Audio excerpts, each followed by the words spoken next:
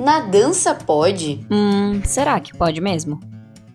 Está começando o Na Dança Pode, um podcast memorável para o nosso mundo da dança. Afinal de contas, queremos proporcionar muita comunicação e trazer conhecimento de verdade para você.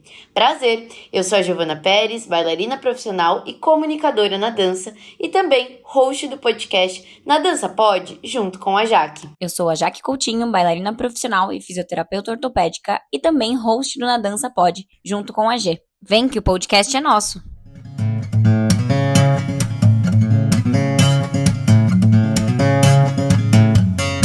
No quadro Fala Físico de hoje, nós vamos conversar um pouquinho sobre as crianças que dançam. Como é o crescimento infantil na dança e quais referências os professores e essas crianças estão buscando, como é transmitir um esporte, um conhecimento antigo, que veio da dança, em um mundo onde hoje nada se mantém, tudo se transforma o tempo todo e de forma quase que imediata, um universo bem fast. Temos novas crianças para um mesmo balé? Para esse tema de hoje, eu trouxe aqui o professor Dr. Fernando Zican, diretor da Faculdade de Fisioterapia da UFRJ, líder do Grupo de Estudos em Dança e Saúde, GDance, na UFRJ também, professor e idealizador do curso de pós-graduação e ensino da dança clássica no Teatro Municipal do Rio de Janeiro, onde já atua há 18 anos com o corpo de baile e a escola de dança. Bem-vindo, Fernando Zican, ao Na Dança Pode. Conta pra gente aí um pouco a sua opinião sobre esse tema. Muito obrigado pelo convite. De fato, a gente tem novas crianças. Isso é fácil da gente perceber que o professor de dança lida cada vez mais com crianças mais cedo chegando no ambiente da dança e, além de chegar mais cedo, chega com características múltiplas que talvez aqueles marcadores metodológicos que a dança tinha não cabem mais para essa galera, né? Então, a gente observa claramente crianças com atraso no desenvolvimento motor, crianças mais hipotônicas, crianças com sobrepeso e crianças com déficit de atenção.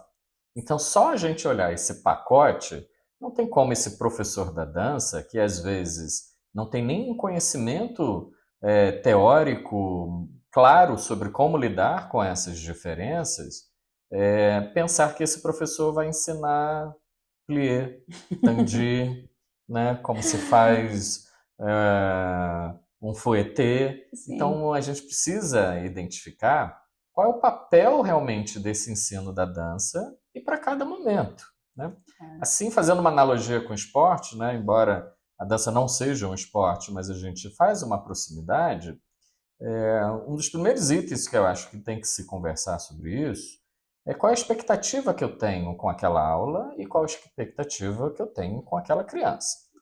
No esporte de alto rendimento, eu já claramente vou idealizar toda uma programação, um ritmo de treinamento, visando uma alta complexidade.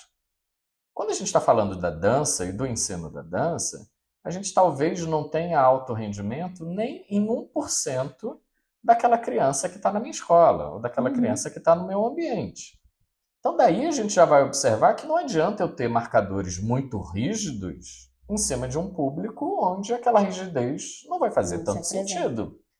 Ou porque ele não tem capacidade, ou porque de fato não é esse o propósito. A maior parte das crianças estão nesse ambiente muito mais para o desenvolvimento neuropsicomotor dela, para a socialização, para uma prática de atividade física.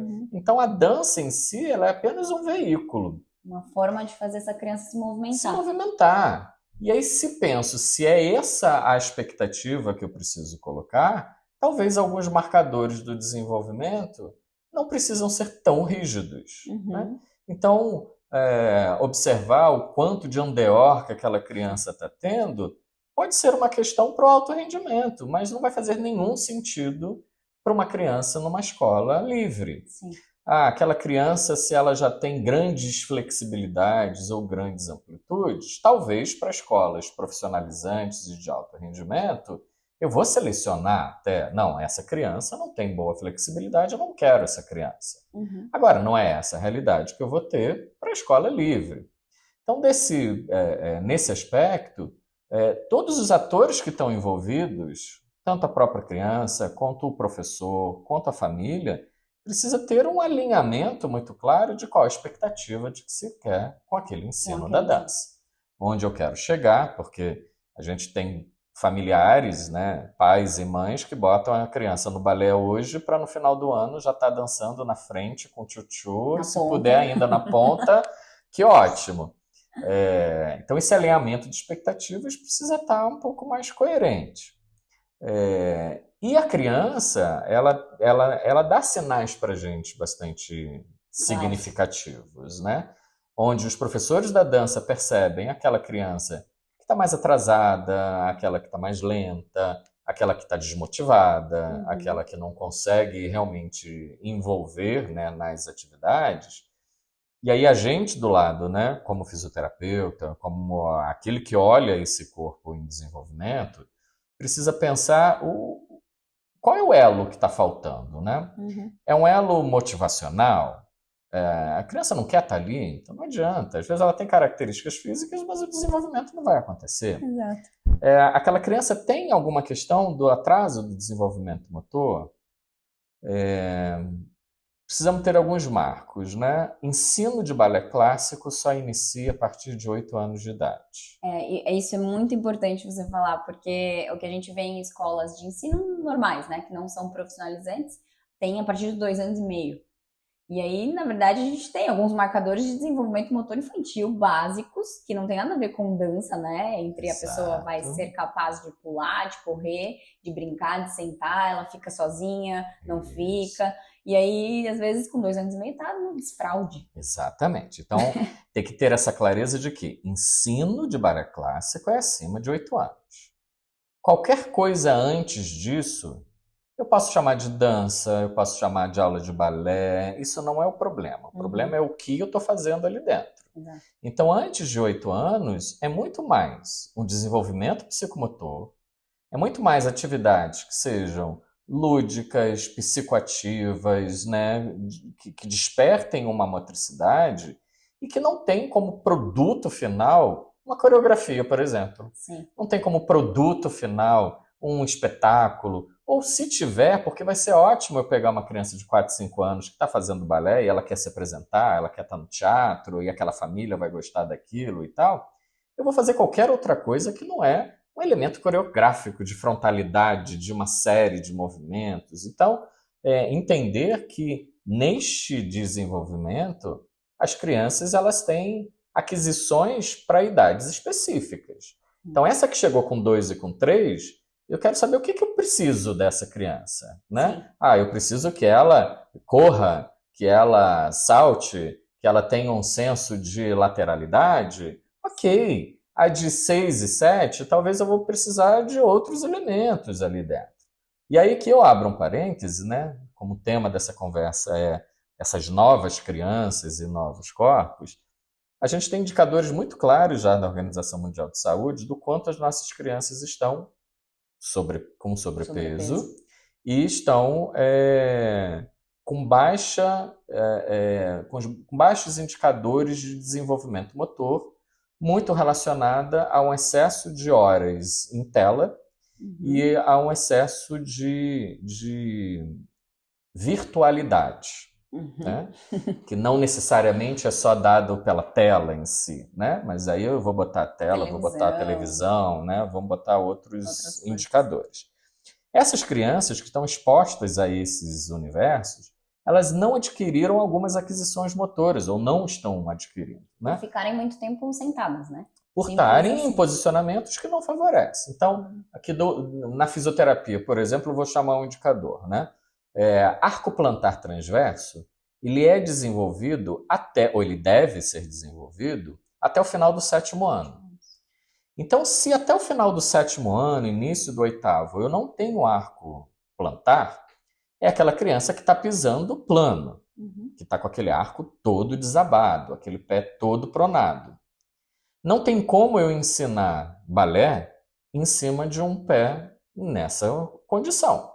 Porque aí eu vou ter um pé pronado, que vai tender a um joelho valgo, que vai tender a uma coxa rodada internamente, e aí depois eu não sei por que não tem um andeor lá na frente. Não tem um andeor porque esse pé está todo desabado, né? Só que o que leva a criança a ter esse arco formado lá 8 anos? A estimulação sensório-motora nessa face plantar. Então esse pé tem que ter sido excitado para ter ativação muscular e ativação motora. E a gente vai observar nessa contemporaneidade, né, independente se a criança teve atraso ou não do desenvolvimento, naturalmente as crianças estão calçadas em pisos rígidos, planos. Então não tem como formar arco plantar. Uma criança que ela não está descalça na terra, na grama, em terrenos irregulares, ela não vai formar arco. Então, às vezes, aquela preocupação lá na frente da dança, né? Porque é um joelho que está muito para dentro, porque é um pé que não está estável. Eu tenho que olhar para esse processo anterior. E por isso a riqueza dessas aulas, né? Quando me perguntam, mas você acha que uma menina ou uma criança tem que estar numa aula de balé, numa aula de dança, numa escola de dança com 2, com 3 anos? Eu acho ótimo. E aí, por que eu acho ótimo? Porque às vezes é a única experimentação motora que aquela criança vai ter. E porque a própria sapatilha em si não tem sola, né, direito. Exato. Então ela vai ficar descalça. Né? E, a minha orientação é até essa. Olha, professor de pré-infantil, né, professor abaixo de 8 anos, a mãe vai querer que ela saia de sapatilha, ela toda montadinha, mas professores, entrou na tua sala, fecha a porta e arranca aquela sapatilha. Tira de todo mundo. Tira aquilo tudo, tira a meia calça, né? Eu preciso de estimulação sensório-motora. E aí, às vezes, o ambiente da dança é o único que aquela criança tem. Porque em casa ela não está estimulada, porque na escola ela não está estimulada. A gente vê cada vez menos a presença da educação física escolar rotineira. Sim. Então, tem escolas que nem mais têm educação física escolar como um horário obrigatório. Às vezes, aqui tem um turno por semana inteira, uma aula, 2 horas por semana. Então, óbvio que aquilo ali não faz nem cosquinha onde a gente precisa ter desse desenvolvimento. Então, esse ambiente da dança é um ambiente muito positivo para essa estimulação. Agora, esse professor precisa saber o que ele está fazendo ali. Exatamente. Não é ensinar balé, não é ensinar passo de balé para uma criança com menos de 8 anos. Então, são crianças muito diferentes do ponto de vista motor, elas já chegam mais sedentárias, elas já chegam mais hipotônicas, elas já chegam com alterações posturais mais importantes, porque não tiveram formação muscular legal desde o início, mas, para além disso, são crianças que dá tempo da gente estimular, desde que a gente estimule de uma maneira adequada, né? Sim. Eu vejo diversos médicos hoje em dia, exatamente com o mesmo pensamento que você trouxe, de quando a criança procura, né? É plano principal. O ortopedista procura o tornozelo lá, não sei o quê. Aí, vai fazer balé. Vai fazer balé porque vai corrigir sua postura. Ou alguma coisa assim, não, ela vai adquirir mais amiguinhas, vai fazer colegas, vai ter um ambiente social, ela vai conversar, vai sair um pouco das telas, vai ficar longe do celular. Mas eu acho que o principal disso é o comportamento sedentário, né? Exato. Porque a gente retira o comportamento sedentário daquela criança e já começa a estimular ela para outras coisas, assim. E seja um ambiente social. Exatamente. Que não seja só físico mesmo, mas ela conseguir partilhar um exercício, dançar com alguém, conseguir conversar e começa a se comparar também, porque vê outras crianças falando, nossa, eu não consigo fazer isso daqui. E querendo ou não, 4, 5 anos, elas começam a ter essa percepção. Exato. Perceber bem o primeiro corpo do outro, né? Sim. Porque nessa faixa o que eles mais querem é de fato ter um instrumento comparativo, né? Por que ela tem um cabelinho assim? Por que eu tenho assim? Por que ela é magrinha? Por que eu sou mais gordinha? Então, essa percepção corporal é bacana e é algo que o professor desse momento, né, antes dos 8 anos, tem que excitar e estimular. Brincar com bonecos, né, para ele ter a noção de braço, de perna, de tronco, que não é o mesmo blocão, que as coisas podem se mexer de maneiras independentes. Então, ter essa noção, algo que era muito bem feito pela educação física escolar há anos atrás. E se perdeu, acho que é um outro capítulo nesse cenário, né? Esse ambiente da estimulação motora no ambiente escolar, que é um local, acho, onde o fisioterapeuta está se inserindo cada vez mais, né? Para ele dar orientações, entrar no processo educacional, porque nada disso vai adiantar se não entende-se o porquê dessas coisas, né? Não adianta eu virar para uma família e falar, olha, não, ela não tem que ficar afastada da atividade, muito pelo contrário, aumente a atividade dela, né? Mas a minha filha está com uma dorzinha assim, eu vou parar. Não para, eu preciso ao contrário, eu preciso que ela se habitue àquilo, né? Uma analogia que eu gosto de fazer, quando o CrossFit entrou no Brasil, todo mundo tinha um pânico do CrossFit, né? Ah, porque isso machuca. Ah, porque isso lesiona. Então a lesão do CrossFit é altíssima e tal. E aí hoje a gente já sabe o seguinte, espera lá, não é o CrossFit que lesiona. O que lesiona é aquele cara que sedentário que nunca fez nada e que do dia para a noite quer levantar um pneu, subir numa corda. Quer entrar na modinha e quer não, né? Então não é a questão, eu despreparo. E no ambiente da dança é a mesma história, né? Onde eu quero chegar com aquela criança para cada faixa etária. O professor da dança tem que ter essa clareza de que, primeiro, ele é a autoridade dentro daquele ambiente e que, por isso, essa autoridade só se estabelece se ele sabe quais competências ele está querendo desenvolver por ali. Senão também não vai adiantar. Entra todo mundo brinca, todo mundo pula, todo mundo corre. E não é isso. Esses dias eu gravei um episódio com a Andreja Picon, até se puderem ouvir, mas foi exatamente sobre isso. E eu falei para ela que é muito importante hoje, a gente vê um monte de gente assim, não quero ser bailarina, vou começar a dar aula. E aí só entra lá e pega uma turma de baby class e de repente começa a ensinar baby class, faz a menor ideia do que ela tá querendo com aquela aula. E foi exatamente o que eu falei. Eu falei, qual que é o meu objetivo como professora hoje? Eu quero que minhas alunas saiam daqui pulando mais alto. Eu quero que as minhas alunas consigam olhar uma no olho das outras enquanto estiverem fazendo X movimento. São realidades são realidades que a gente entende que é diferente dentro de uma escola livre. Porque numa escola livre eu vou pegar várias crianças, às vezes de idades diferentes, de níveis umas já começaram há mais tempo na dança, outras estão iniciando, e eu boto todo mundo dentro de uma sala porque é o que dá. Né? Vamos lembrar que para manter um espaço de dança é caro, então eu sou dependente de matrículas de alunos, então às vezes eu não tenho o que... Por exemplo, eu tenho lá na Escola Municipal do Rio, o que se tem no Bolshoi, o que se tem em outros lugares, que você tem a clareza, todo mundo na mesma faixa etária, está todo mundo começando no mesmo nível e vai embora. Né? Que é um cenário. Mesmo nesses cenários a gente tem desenvolvimentos diferentes, né? Umas que vão responder muito bem aquilo que está se pedindo, aquela que vai estar mais atrasada, aquela que vai ter mais dificuldade e tal. Na escola livre, você tem realidades muito diferentes. Né?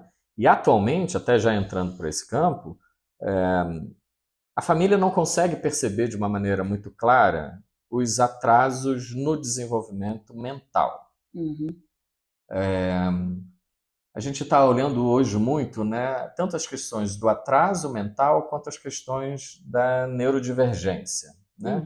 Aqueles desenvolvimentos neurais que não são patológicos, mas que são diferentes do que a gente considera como esperados, né, para aquele determinado tempo, né, determinado contexto. E essas crianças vão para a dança. Essas crianças entram numa sala de dança. E às vezes é percebido que há uma desatenção, ou há uma irritabilidade muito exagerada, às vezes uma irritabilidade à música, uma irritabilidade ao toque, e como não há uma experimentação psicomotora bacana na família e nem na escola, às vezes o local que vai se perceber que algo está esquisito é dentro do ambiente da dança, é dentro da sala da dança. E a gente tem hoje dois ambientes, né, quando a gente fala desse desenvolvimento mais mental, que são dois ambientes muito perversos e a gente tem que ter um olhar muito cuidadoso. Ou as subnotificações, ou seja, quando eu percebo que tem algo diferente, mas eu negligencio, né? Eu vou tentar conversar com aquela família. Não, você está inventando moda, meu filho é ótimo, perfeito, né? E é até perigoso, porque às vezes a escola mesmo percebe, quer falar com a família, mas também não quer perder esse aluno. Não quer perder o aluno, né? E aí fica com aquela, eu finjo que não estou vendo, você finge que não está sabendo, né? Algo que não é nada bacana, porque a gente já sabe, né, pela neurociência, que quanto mais precoce eu faço um diagnóstico e identifico que é algo que está errado, melhora o prognóstico, melhora a chance de eu modificar aquele desfecho. Né? E, por outro lado, o exatamente oposto isso, uma supervalorização de patologização. Então, é comum, assim, a criança chega numa escola, antes de dizer o nome, ela já fala, olha, meu filho tem TDAH, meu filho tem meu filho tem um aspecto autista, né? Então, esses dois extremos são muito ruins. Tanto o negligenciamento quanto a patologização exagerada impede e engessa tudo que está em volta. O professor vai ter medo, a família não vai saber muito bem o que fazer, e a criança, no meio dessa história, está desestimulada, né? Então, temos que ter, a gente ainda não conseguiu ter um alinhamento, muito porque a gente não tem ainda muito conhecimento sobre esses processos. Então, está tudo muito no chute, né? O excesso da patologização está levando a uma medicalização excessiva. Extremo. Então, muitas crianças sendo medicalizadas de maneira desnecessária, enquanto, por outro lado, às vezes, crianças, né, que precisariam, de fato, de um diagnóstico para ter uma boa abordagem, estão sendo negligenciadas. E isso está batendo na porta do professor de dança. Nossa, eu já abordei esses dois assuntos hoje com pacientes, mas como professora de balé também, né? Dei aula há quase 10 anos e comecei imatura, assim, com 18 anos, porque eu precisava ganhar dinheiro. E a minha sorte é que, ao mesmo tempo, eu entrei na faculdade de físico. E aí acabou que eu fui desenvolvendo uma coisa junto com a outra, mas eu tive situações de negligência da família e também situações onde eu tentei abordar e aí fui taxada de, você está falando que a perna da minha filha é torta? E aí eu falava, calma, não estou falando isso, mas acho que a gente precisa ter uma atenção. E aí também ficar uma situação super ruim, onde até eu, como profissional, não sabia o que falar para a escola, por exemplo. Que a escola meio ficou brava comigo porque eu identifiquei isso, sabe? E aí hoje eu acho até difícil para os próprios professores terem como abordar isso, como falar para a escola, tô sentindo que a aluna tal tá assim. Será que é normal isso? Daí, às vezes, eu já escutei também, a mãe é igualzinha. Não, e é uma cilada que esse professor fica, né? E a grande maioria não tem essa capacitação mesmo. Não. Né? Ou, como você disse, aquela menina que dançava e que era uma boa bailarina, e é que virou a estagiária da companhia, ou a estagiária da escola, e é que daqui a pouco está dando uma aula, pegou uma turminha de baby, vai por aí. Não tem essa capacidade mesmo, né? Nem às vezes de perceber algo que está errado, ou quando percebe, quem eu chamo? Para quem que eu recorro, né? Exato. O que eu tenho observado nesses últimos anos é que os diretores de escola estão mais atentos a isso. E dessa maneira estão construindo uma rede de apoio. Bom, se eu começo a perceber que tem alguma coisa ruim, olha, eu já tenho um psicólogo que é quem eu vou referenciar, eu já tenho um fisioterapeuta que é quem eu vou conversar, porque a bomba está chegando, né? E alguém precisa dar uma resposta sobre essa... Apagar esse incêndio. E não é o profissional da dança, né? Não mesmo. Assim como não é mais o profissional do esporte que resolve tudo dentro do esporte, não vai ser dentro da dança que esse professor vai conseguir resolver tudo isso. E né? entra muito naquela coisa de ter uma equipe interdisciplinar, né? De ter várias pessoas que te abracem, e eu acredito hoje que as próprias escolas poderiam ter isso. Exatamente. A gente tem saberes que são múltiplos, né? Na dança, e aqui eu vou, obviamente, me relacionar mais ao balé clássico, que é onde eu tenho maior familiaridade, a gente vem de um ambiente onde os professores de balé eram os únicos detentores das informações, né? Então, aquela professora falou algo, aquilo é a regra absoluta e vamos embora. Pra sempre. Talvez da década de 80 para cá, a gente já começa a ver que tem outros atores entrando nesse cenário, né? Já era comum ter ortopedistas dentro de companhias, massagistas, e aí depois, em década de 90 para frente, fisioterapeuta começa a se meter nessa história, e aí tem um profissional de educação física para falar de treinamento, e tem psicólogo, então a gente já começa a criar um ambiente não gosto desse termo da medicina da dança, porque ela não é medicina da dança, eu gosto mais da saúde da dança, né? Já começa a ver que, olha, cada um tem uma fatia de um bolinho aqui para levar para a festa, né? Então, cada um tem um saber. E o universo da dança está se mostrando mais aberto para isso. Porque o professor não está dando conta sozinho de todas essas multiplicidades, né, de tanto crianças que se chega, quanto de desenvolvimentos, né? Então tem hora que ele vai ter que recorrer a um psicólogo, tem hora que vai ter que recorrer a um fisioterapeuta. Não cabe mais ser uma ação amadora. E ser quase que um guru que sabe tudo, né? Eu tinha um pouco essa percepção, assim, de a gente chamar os mestres e ficar sempre aquela pessoa que sabe tudo, ela sabe o que eu tenho que fazer, para onde eu tenho que ir, o que eu tenho que comer. Não, Exato. Ela sabe te ensinar balé. Exato. E tem coisas assim que existem umas sabedorias dentro do ambiente da dança. Se a gente pegar assim, se eu pego a metodologia da Vaganova, por exemplo, muita coisa que a gente sabe hoje de fisiologia, da contração muscular, de periodização, tá tudo ali dentro do método. Sim. Ela não sabia absolutamente nada sobre isso, né? Minhas aulas lá na pós-graduação eu falo, não, Vaganova era um avatar. Gênia. É um avatar que voltou lá no tempo, eu vou desenvolver esse negócio com esse povo atrasado, porque ela estava anos-luz da frente da gente. Só que isso é limitado em algumas arestas. Então, isso me explica algumas coisas. Então, a metodologia do balé, se ela é bem executada, ela vai me explicar um monte de coisa, mas ela não vai me explicar tudo. Ou ela vai precisar de mais, né?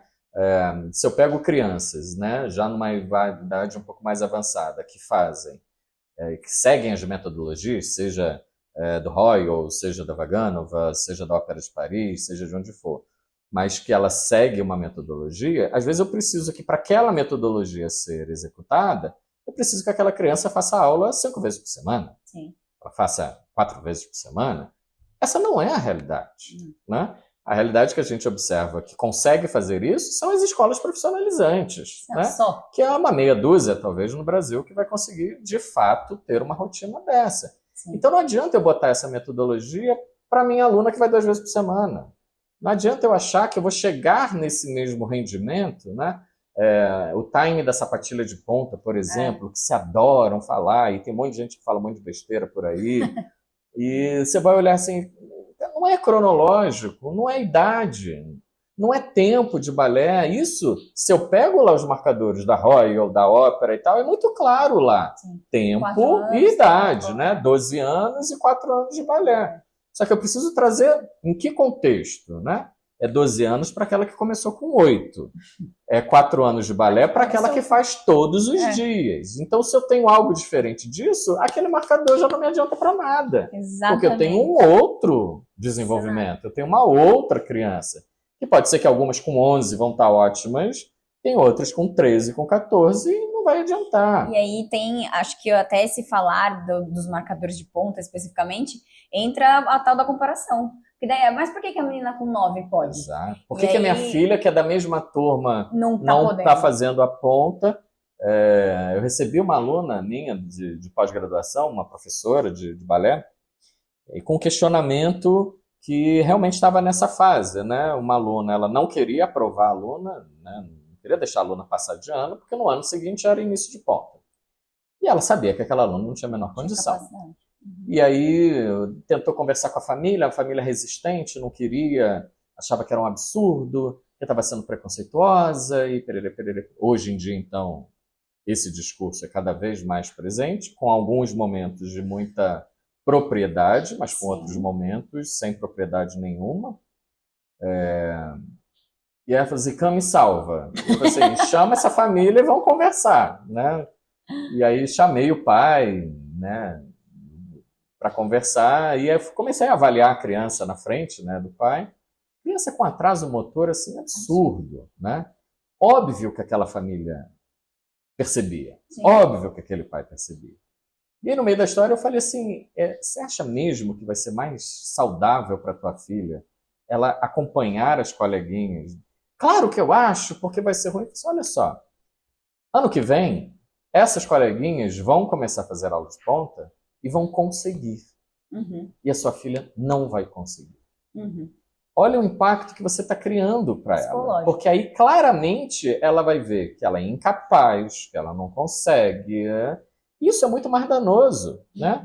Então, assim, vamos atrasá-la. Não, porque eu não vou, eu vou tirá-la dessa escola. Acabou tirando ela da escola, obviamente, que a gente não deu a resposta que ele queria ouvir. E foi para uma outra escola que, infelizmente, aceitou aquele processo. Mas aí o cerne da questão era assim, não era porque a filha ia perder as coleguinhas, porque ela perdeu de qualquer maneira. Exato. Né? O cerne era, eu quero, né? Eu sou detentor de um saber e vou chegar ali. Né?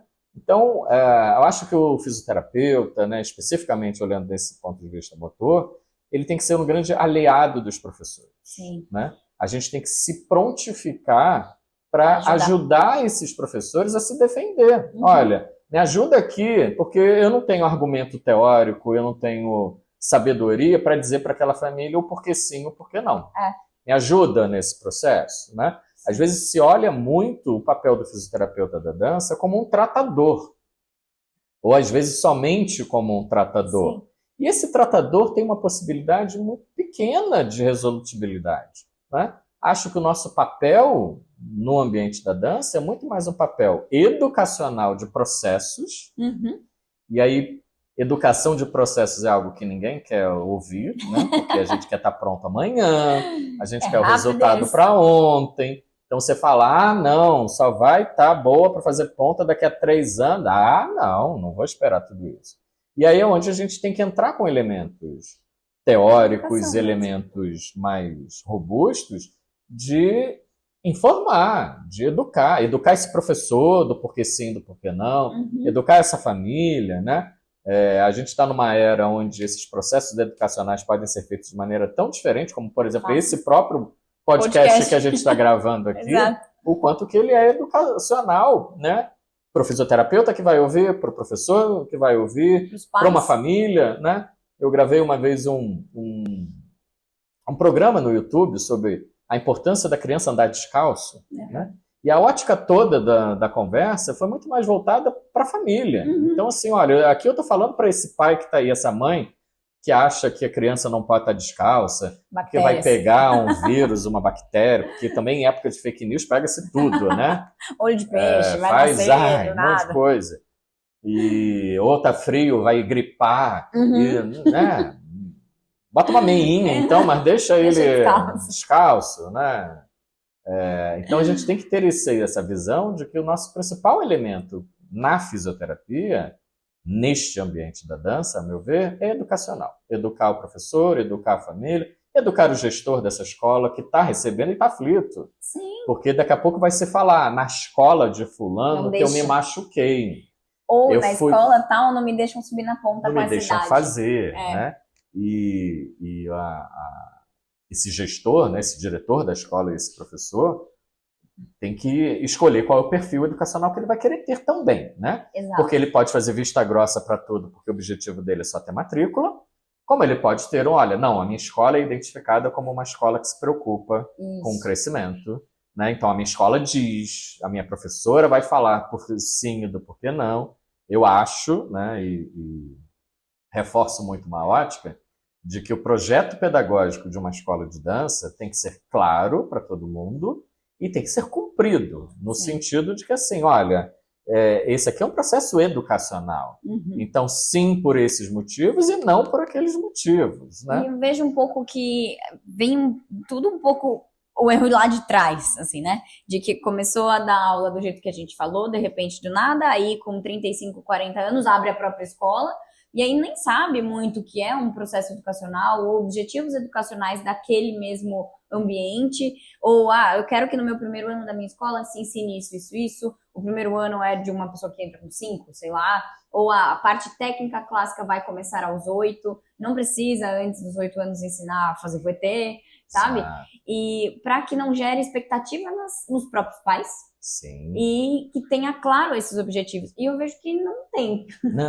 Não tem. Pra você ter ideia, né? A gente abriu agora esse curso de pós-graduação para professores de balé lá no Municipal do Rio, que é o primeiro curso presencial de pós-graduação em ensino de balé clássico. Ai, que demais, quero fazer. Né? Então, você vai olhar assim, como que em 2023 é que se abre um primeiro curso para se discutir ensino de balé? Porque quem é que ensina? A gente vê, aquela ex-bailarina que foi fazer faculdade de educação física, que foi fazer faculdade de fisioterapia, que foi fazer pedagogia, ou, né, ou às vezes que não fez formação universitária nenhuma e que precisa realmente, né, ter esse linguajar, né, de uma experiência múltipla, porque às vezes até se questiona, mas para que fazer universidade, né? Uhum. E assim, porque o papel da universidade é Educar. absorver saberes diferentes, né? Algo que aquele balé lá, mas eu vim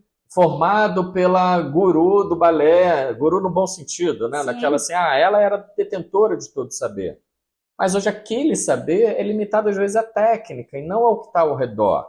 E às vezes é numa formação mais ampla, você vai entender um pouquinho de anatomia, vai estudar um pouquinho de anatomia, vai estudar um pouquinho de psicologia, vai estudar um pouquinho de nutrição, vai, né, ter um pouquinho de cada lugar para de fato formar esse professor de uma maneira melhor. Mas se isso está galgando ainda, né, se a gente está a passos ainda muito tímidos nessa formação, é compreensível que esse professor esteja desesperado, porque nem ele sabe onde ele buscar essas informações. Né? Então, você olha lá, né, eu comecei a trabalhar com balé lá 18, 20 anos atrás, lá minha briga era convencer os professores de balé que, olha, eu tenho algo para informar para vocês que não está tão legal por aí. Ó, não deixe os seus alunos fazer alongamento antes de começar a aula. Esse alongamento, além de ajudar nada, ele vai ser bastante prejudicial para um monte de coisa que vai acontecer depois. Né? Ó, uma boa aula é aquela que tem uma boa barra. Não precisa alongar, não precisa fazer nada, porque a barra serve para aquecer, mobilizar, pequenas amplitudes, depois grandes amplitudes.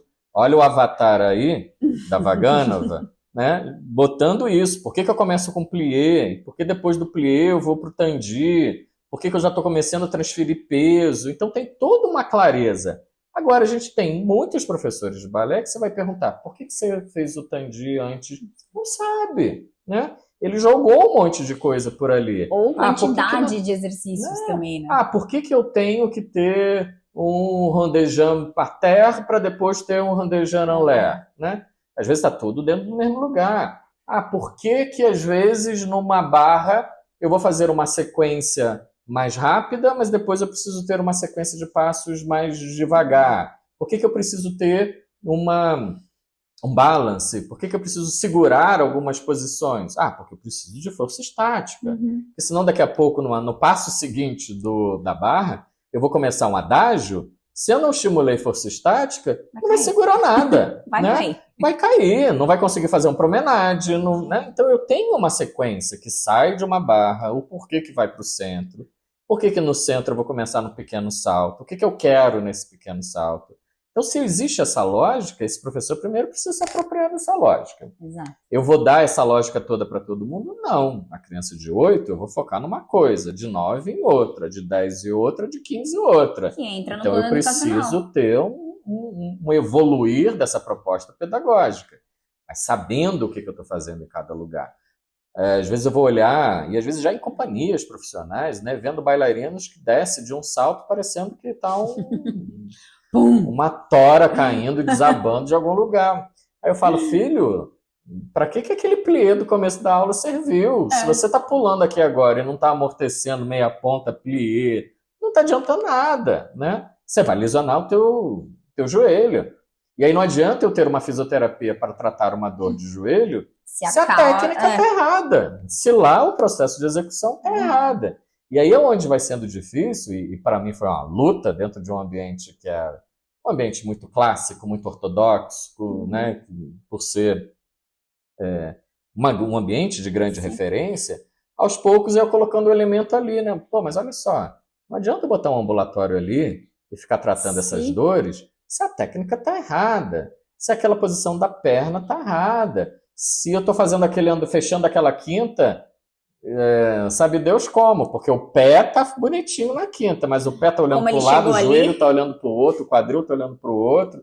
Eu acho que o fisioterapeuta precisa se apropriar um pouquinho de saber essa técnica para ele saber onde intervir, mas por outro lado o professor também tem que ter a garantia de que aquilo que ele está dando segue uma lógica, segue uma boa execução, para não ter essa fantasia, né, de que o papel do fisioterapeuta, o papel do ortopedista, seja quem for, é lá na frente. É lá quando lesiona. E eu costumo até falar que o que me trouxe muita clareza sobre isso foi sobre decompor movimentos. E, tipo, a pessoa trazendo pro breakdance, por exemplo, faz mortal, vira de ponta cabeça, gira sobre a cabeça, sobre o ombro. Tá, mas como é que ela chega ali? Isso. Vamos decompor esse movimento, vamos entender o que ela precisa para chegar ali. E que condições prévias, né? Que ela Porque não é fazendo? todo mundo que vai começar hoje que vai fazer um negócio desse. Do nada. Eu vou precisar ter um processo evolutivo. É uma crítica que eu sempre fiz, porque assim, o balé ainda consegue ter um resguardo de uma metodologia clara. Claro. Se está cumprindo ou não está cumprindo, é problema do professor, mas a metodologia está ali. Eu começo com Só isso, seguir. eu vou para isso, é seguir ali. Algo que, por exemplo, eu não vejo isso muito claro no ambiente das danças urbanas, eu não vejo isso. No jazz eu já consigo ver isso um pouco mais claro, no contemporâneo não vejo isso nada claro, começa, rola, pula, salta e etc e tal, assim, tá, mas... Como começou e como eu fui com aquilo, né? Existem coreógrafos contemporâneos, aqui no Brasil inclusive, né? Que estão trabalhando nessa ideia de criar uma metodologia de formação em dança contemporânea, né? O que começar, quais são os elementos físicos daqui da base, as habilidades dali para diante e tal. Mas também tem muitos outros críticos que falam, bom, se eu nem sei a palavra, né? Se eu botar uma metodologia para o contemporâneo, deixa de ser contemporâneo. Porque ele é espontâneo, é livre. Porque ele precisa vir de um outro lugar que não de um local de uma escola tão clássica. Mas é a gente entender que os processos não vão se dar de uma hora para outra, né? Minimamente eu vou ter que ter uma ideia de onde eu estou começando, para onde eu estou querendo ir. E o fisioterapeuta precisa se colocar nesse processo como elemento educador das atividades. Né? E até não só educador, mas fazer as pessoas aprenderem a questionar. E formar perguntadores, assim. Isso. Perguntar, mas por quê? Por que você está fazendo isso? Você é aquela pessoa chata. Mais ou menos isso. Porque a gente vai ouvindo assim, eu gosto da aula de fulano, a aula de fulano é boa. Você vai lá perguntar, mas por que é boa? Né? Aí você vai descobrir que é boa porque ela está dentro de uma mesma métrica que é o que eu consigo fazer. Então, a aula de fulano é boa porque é tudo rapidinho. É gostoso para mim. E aí a aula de ciclano é ruim porque é tudo lento. Bom, se é tudo lento, é porque ela está precisando de desenvolver alguma coisa ali, que talvez você não tenha, né?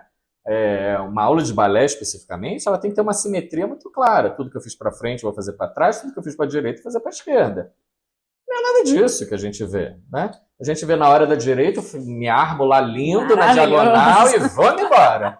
Pediu para fazer a esquerda, some. Vai beber água, vai no banheiro, vai amarrar sapatilha e tal. Então, óbvio que não está acontecendo de uma maneira simétrica, planejada, né? E aí depois a gente vai observar que as habilidades não vão ser bem executadas. E aí, na hora que tiver que fazer um fouetté na esquerda, na hora que tiver vai se machucar. Sim. Porque não houve treinamento prévio adequado para aquilo. Exato. E isso porque a gente está falando de uma arte, né, que tem metodologia, que é super quadrada. Agora, quando a gente traz, por exemplo, para outras modalidades de dança, a pessoa normalmente faz aquele mortal só para aquele lado. E sempre só para a direita, ou sempre só para o ombro esquerdo. Ou onde ele desenvolveu a habilidade. E nunca treinou do outro lado. Não sabe nem se talvez conseguiria possível, né? fazer.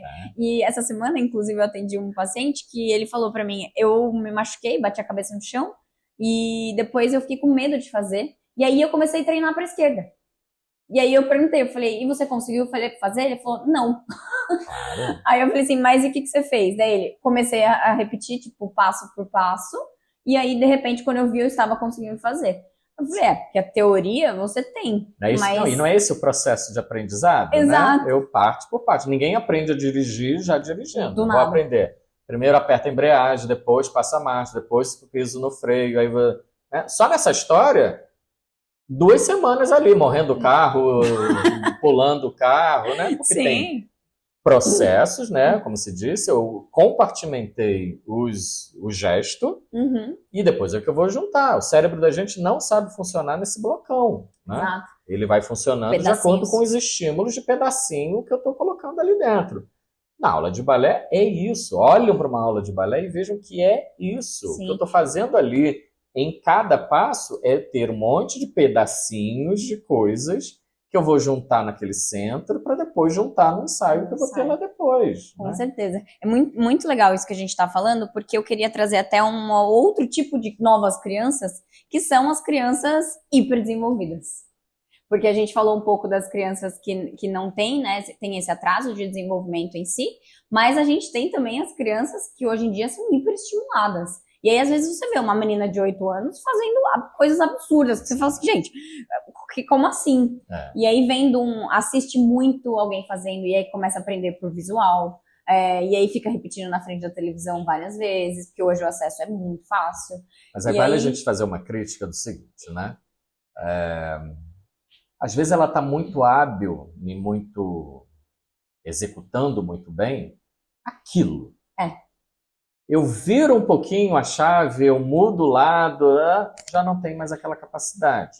Então eu não sei se o que a gente está produzindo é um bando de robozinho reprodutor de um determinado movimento e não crianças que estejam aptas a fazer dançar, múltiplos movimentos. Então o que a gente às vezes observa? Uma criança está sendo treinada para um festival. Aí ela fica lá exaustivamente repetindo aquilo. Aí eu chego numa aula e vejo que aquela criança é uma tragédia. E eu vejo que é um horror. Porque, na verdade, assim, ela foi doutrinada para aquilo. Quantas crianças são mini esmeraldas? Nossa. Né? Ela decorou aquela sequência da esmeralda, ela faz aquilo. É um parênteses, acho que criança piquititinha fazendo esmeralda já não faz sentido nenhum. Mas tudo bem, o que mais se vê no festival é taca esmeralda e vai fazer esmeralda. E aí, quando você vai olhar, ela está muito boa para aquilo, porque houve uma repetição exaustiva para aquilo. E como criança que aprende tudo. E vai aprender tudo, aquele cérebro, né, desenvolvimento absurdo, super apto a essas modulações, vai aprender tudo aquilo rapidamente. Mas se eu peço uma outra coisa, eu já não observo. E aí a gente começa a ver os grandes festivais botando essas crianças para fazer aula. Sim. Assim, tudo bem que você ensinou uma variação. Tudo bem que você me traz uma variação. Mas você vai aprender algo aqui durante o festival. Ou eu vou botar você para fazer a aula porque quero ver a sua performance na sua aula. Né? Você muda completamente. E aí eu acho que é um processo educacional que a gente tem que ter ao professor, mas também ao familiar. O seguinte, só vai ser aprovado numa grande companhia aquele que se mostra capaz para múltiplas atividades. Sim. Não é aquele robozinho para uma coisa só. Então, assim, é ótimo que ela está treinando algo para ganhar o festival ali da cidade dela, etc e tal. Mas isso não está formando ela como uma bailarina. Aquilo está doutrinando ela para aquela ação específica. Sim. E aí é um cuidado, né? Você vai falar, Zican, mas a gente vive hoje de festival. As escolas hoje querem ganhar festival para levar o troféu para casa e lá naquela cidade, aquela escola ser bem conceituada porque ganhou. Tudo bem, a gente não está fugindo disso. O que eu chamo a atenção é uma coisa não pode abandonar a outra. Eu tenho que ter uma criança treinando para festival, etc. e tal, se ela acha que isso é o que ela quer, né? Tudo bem, sem problema. Mas isso não a exime de um treinamento rotineiro de aula. O que faz formar um bom bailarino é aula, não é ensaio. E é muito bom ouvir você falar isso e falar aqui, porque eu vejo que aqui nas grandes cidades não acontece tanto, mas eu sou do interior de São Paulo e eu sei exatamente como acontece no interior, né? As pessoas têm 1 hora de aula e aí quando começa a chegar próximo de espetáculos, só ensaia. Vira só ensaio. Vira só ensaio. Isso. E acaba a aula ela deixa de acontecer e aí vira ensaio. Claro que o ensaio vai ficar bom. Sim, ela vai dançar muito bem, ela está fazendo aquilo repetidas vezes e todo mundo aprende. Mas vamos pensar isso, 3 festivais por ano, 4 festivais por ano. Acabou. Quando eu vou olhar no final, o quanto de aula mesmo para treinamento e desenvolvimento foi feito e o quanto foi só repetição para uma doutrinação do gestual tal ou de um movimento tal. Né? E cada vez mais cedo, porque aí eu vou olhar lá a criança do festival XYZ, nossa, aquele ano foi uma coreana, uma japonesa com 10 anos na sapatilha de ponta, fazendo uma variação com dupla pirueta e 32 fuetes. Não, então ano que vem só vai ganhar se eu fizer 4 piruetas. E aí vai virando uma métrica absurda de reprodução de treinamento e não de formação de bailarino. E aí tu vai ouvindo muito claro, porque assim, vamos pegar essa que ganhou o festival XYZ então em 2018. Onde que ela tá? É isso que eu ia falar. Eu quero essa pessoa. Me diz essa aqui que foi um absurdo lá em 2021. O que ela está fazendo O hoje? que ela está fazendo hoje? Quem ela é hoje? Né? Ela entrou para uma grande companhia? Ela vai viver uma vida profissional de balé, etc. e tal? Ou ela foi uma bailarina para um festival? Né? Então, acho que é uma métrica também que vale a gente pensar e a fisioterapia ajudar a pensar essa métrica, né? Porque o esporte está fazendo isso e é uma cilada para o esporte. O esporte treina aquele atleta para a competição X. Então, eu já tenho atleta hoje, em 2023, sendo treinado para a Olimpíada de 28. Só que a de 32, ele já não serve mais. Eu vou pegar daqui a pouco uma outra geração para a de 32. Então, eu tenho uma ótica descartável dentro do esporte, que ok, o cara ganhou dinheiro, o cara se projetou naquele intervalo de tempo, tudo bem. Mas na dança não vai funcionar assim. Eu não consigo construir um corpo de baile maduro, de fato, para dançar, né? para uma coisa que dançou 2 anos, 3 anos, né? Para eu conseguir construir um corpo de baile, eu tenho que ter tempo, né? De amadurecimento, de entrosamento, né? E aí, para isso, não é a menina de 18 anos, não é de 20 anos, né? Ela vai entrar com 20, mas talvez lá 5 anos, 6 anos, aí sim eu tenho um amadurecimento desse processo. Algo que talvez a gente está desvirtuando aqui pelo Brasil, muito mais preocupado com a formação para festival. E aqui, friso, não tem nada contra festival, né? Acho que é super saudável, acho que é uma proposta pedagógica interessante. Sim, tem que existir, nada eu achei disso. importante. O que eu acho é que uma coisa não pode excluir a outra. Então, prepara para o festival, mas prepara para a vida daquele bailarino. Prepara para ele ter condição de entrar para uma grande companhia e permanecer nessa grande companhia. E eu vejo que é um preparar que você falou para a vida, porque não se trata só de dançar, assim, mas se você quiser estudar qualquer outra coisa, se você quiser se formar em qualquer outra coisa na sua vida, você vai ter que continuar fazendo aquilo por muito tempo. E é constante evolução, né? Você não tem que deixar, porque assim, agora eu sou fisioterapeuta, eu não estudo mais, porque agora eu já sou formado.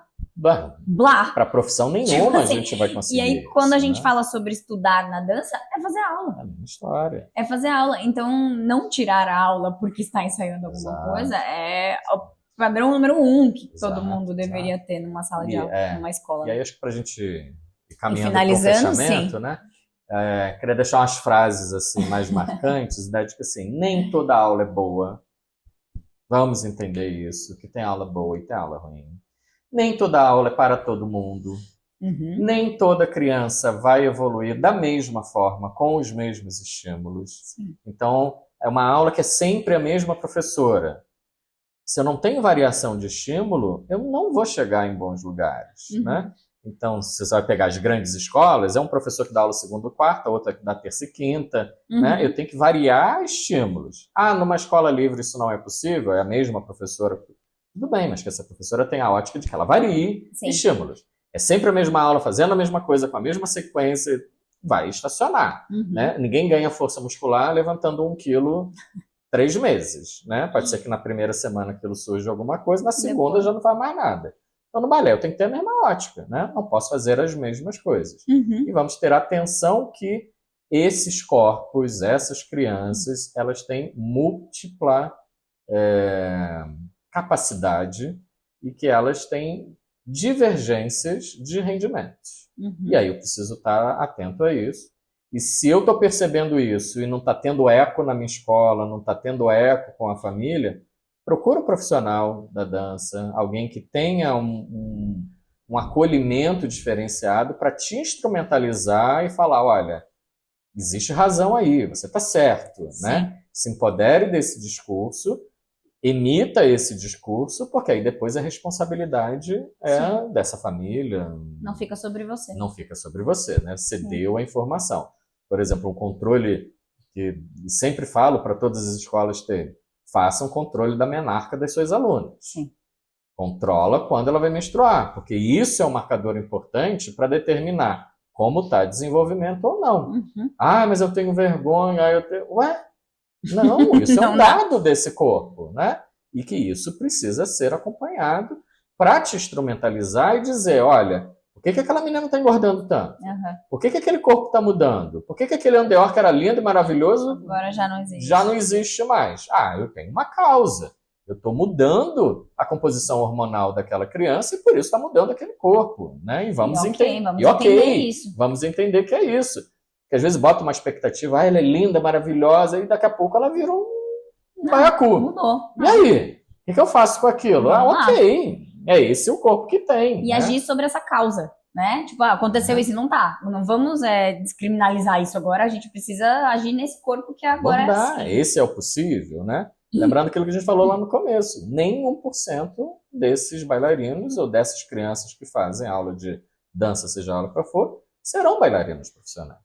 Então, a expectativa não é na métrica do alto rendimento, é na métrica do prazer, da execução. Pode ser que um ou outro eu puxe dali, e aí também esse professor tem que ter a humildade de falar, olha, não cabe mais você na minha escola.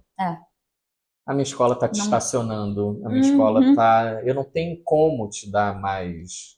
Então vai para fulano. Aqui você não vai aprender mais. Aqui você não vai evoluir. Vai para outro lugar, você tem potencial. Isso né? seria lindo. Não ficar preso, ela é minha, eu sou dono. E aí às vezes você cria um quadro tão desfavorável, né, para alguém que poderia estar evoluindo bem. Com certeza, Zica, que honra falar com você, maravilhoso esse papo, eu acho que vai ser válido para diversas pessoas, como a gente disse, profissionais, professores, fisioterapeutas, pais, acho que algumas adolescentes também que possam ouvir. É muito bom te conhecer, falar contigo, e obrigada, sério, não tem como te agradecer por todo esse conhecimento agregado aqui. É um prazer, eu acho que o que a gente precisa é fazer isso, né, a gente multiplicar os nossos saberes, sem competitividade, sem vergonha, sem milindres, né? Cada um tem o seu espaço, cada um vai conquistar os seus espaços e acho que só juntos a gente vai conseguir mudar um pouquinho esse cenário e entender que a dança tem que ser saudável. Né? Se não é, não precisa existir. Né? Exato. Muito obrigada, Zica. Curtiu esse episódio? Que tal deixar o seu feedback aqui pra gente? Ele é super importante para que possamos melhorar e ficaremos super felizes em falar com você. Não esquece de deixar o seu like e ainda dá para você nos avaliar nas nossas plataformas Spotify, YouTube e Orelo, ou na sua plataforma favorita, é claro. E se você tiver alguma sugestão de temática ou convidado para os nossos episódios, manda lá no nosso Instagram, @nadancapodcast. Estamos de olho em você. Até a próxima!